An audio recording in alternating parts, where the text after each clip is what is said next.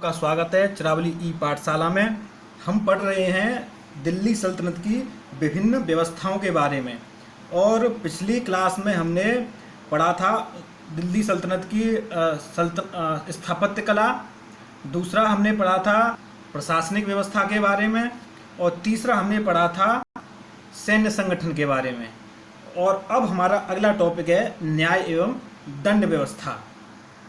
जैसा कि हमने जब सबसे पहले हम पढ़ रहे थे दिल्ली सल्तनत की प्रशासनिक व्यवस्था के बारे में, वहाँ भी हमने देखा था कि साम्राज्य का सबसे बड़ा न्यायाधीश कौन होता था?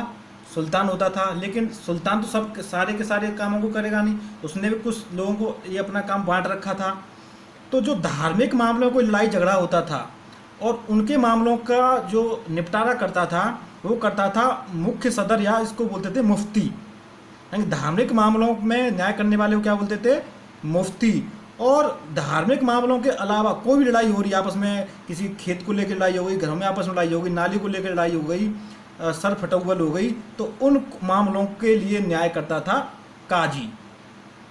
कृष्ण अगर आपसे पूछा धार्मिक मामलों का न्याय कौन करता था सुल्तान के बाद में, तो मुफ्ती। या धार्मिक गैर धार्मिक मामलों का न्याय कौन करता था? काजी। और ये दोनों पद क्या थे? वंशानुगत। यानी कि कोई काजी साहब मर गए तो अगला काजी कौन होगा? उसका बेटा या कोई रिश्तेदार। वंशानुगत का समझ में आ गया होगा। प्रश्न अगर पूछा जाए गांव में न्याय का कार्य कौन करता था, तो वो करती थी ग्राम पंचायत। ठीक। अब ये लोग काजी या मुफ्ती साहब न्याय किस आधार पर करते थे? जैसे अगर आज की डेट में अगर आपसे पूछा न्याय किस आधार पर होता है, तो किस आधार पर होता है? संविधान के आधार पे, इंडियन पेनल कोड आईपीसी के आधार पे। तो उस समय तो संविधान और आईपीसी था नहीं, तो उस समय किस आधार पे न्याय होता था?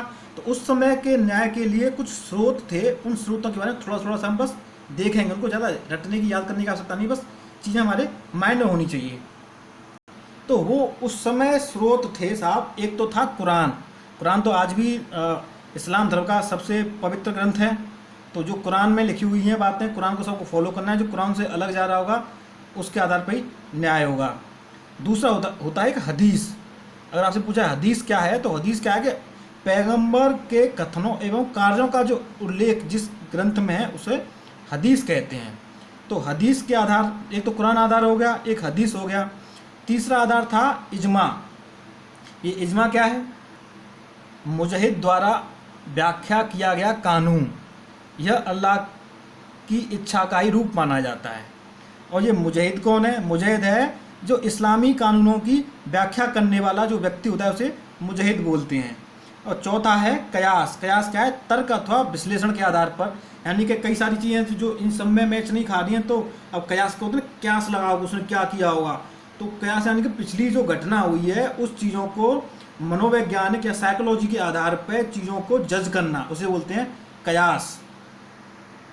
तो ये थी उनकी न्याय व्यवस्था। अब आगे हम देखते हैं राजस्व व्यवस्था के बारे में। यहाँ से बस तीन ही चीज़ें जो मुझे लगती हैं इंपॉर्टेंट हैं। एक तो कि हदीस। क्वेश्चन ये से पूछा था कि पैगंबर साहब के कथनों एवं कार्यों का उल्लेख किस ग्रंथ में, तो उसमें आपको 4 ऑप्शन दे दी जाएंगे, कुरान में, हदीस में, इजमा में, कयास में। तो किस में है? वो हदीस में है। इसको थोड़ा सा याद कर रख लेना थोड़ा सा।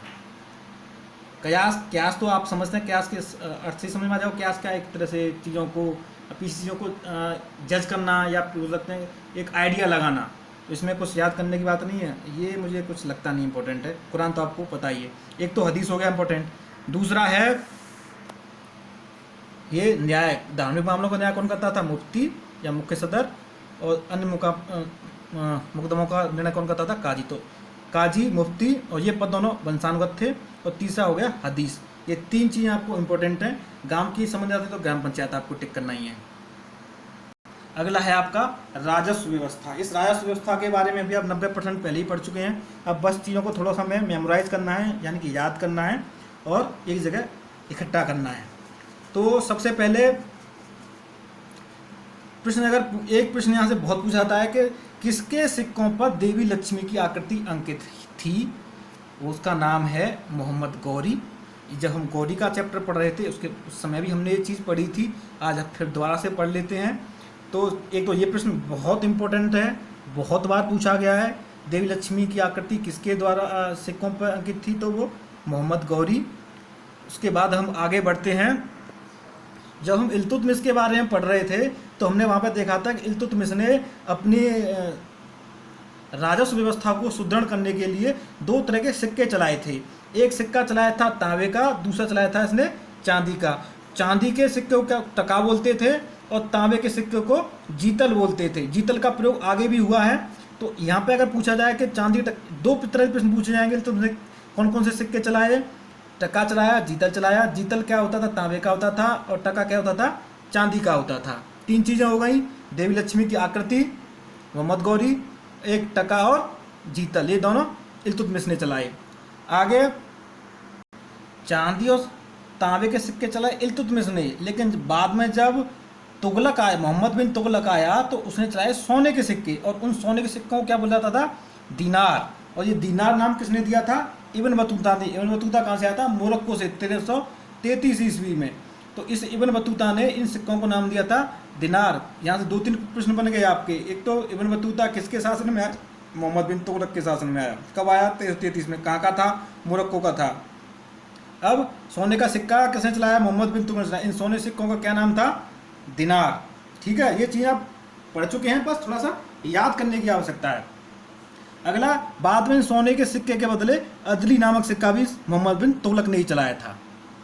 मोहम्मद बिन तुगलक के बाद आया फिरोज शाह तुगलक। ये वही फिरोज शाह तुगलक जो मोहम्मद बिन तुगलक का चचेरा भाई था। इसने क्या किया, जब देखा इसने कि चांदी की कमी पड़ रही है, तो उसने चांदी और तांबे के मिक्स सिक्के चलवा दिए। तो प्रश्न अगर पूछा जाए चांदी और तांबे के मिक्स सिक्के किसने चलवाए, फिरोज शाह तुगलक ने चलवाए। और उनको दो अलग अलग नामों से चलाया।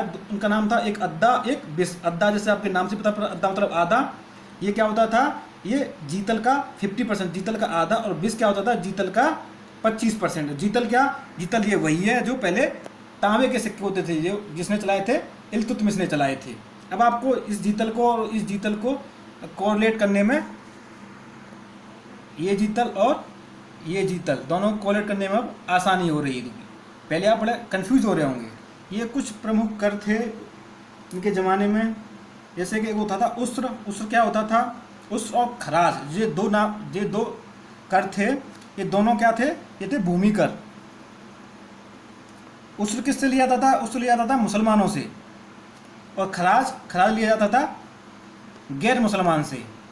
तो ये क्या थे, उस्र और खराज, जिनमें अंतर क्या था, दोनों ही भूमिकर थे। तो जो मुसलमान होगा उससे भूमिकर लिया जाएगा। केवल किसी ने 5% से लेकर अधिकतम 10% लिया, 10% से ज़्यादा किसी ने नहीं लिया।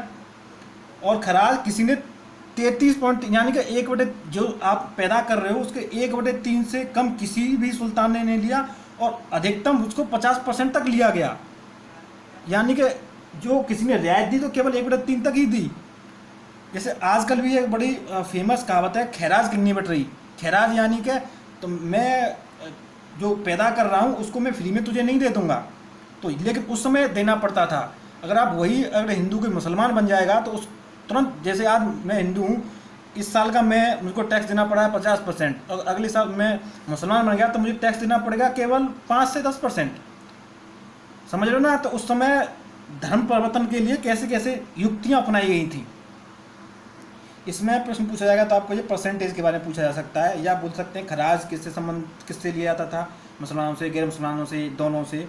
इस तरह के चीज़ पूछी जा सकती हैं। एक होता था खुम्स। खुम्स क्या होता था, अगर कहीं लूट करता है कोई सम्राट या कोई खान से कुछ चीज़ प्राप्त होती है, या किसी की भूमि में गड़ा हुआ कुछ खजाना मिल जाता है, तो उस खजाने का 20% जाएगा राज्य को और बाकी 80% किसको जाएगा, सैनिकों को। अगला है जकात और जजिया। जैसे उस्र और खराज दोनों भूमिकर हैं, उसी प्रकार जकात और जजिया दोनों क्या हैं, धार्मिक कर। लेकिन दोनों में अंतर क्या है, वही अंतर है जो उस्र और खराज में है। यानी कि जो मुसलमान होगा उसे जकात लिया जाएगा अपने धार्मिक क्रियाकलापों के लिए, और जो मुसलमान नहीं होगा उसे जजिया लिया जाएगा। अंतर यही, इनसे केवल 2 से 2.5% लिया जाता था, और जजिया बताते हैं 30 से 35% तक लिया जाता था।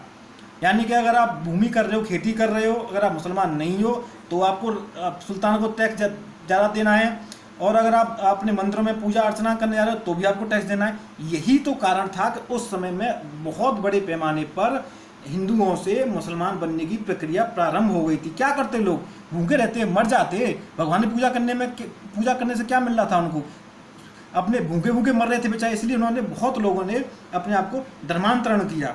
इसी वजह से हिंदुस्तान में मुस्लिम धर्म या इस्लाम धर्म काफ़ी तेज़ी से फैला।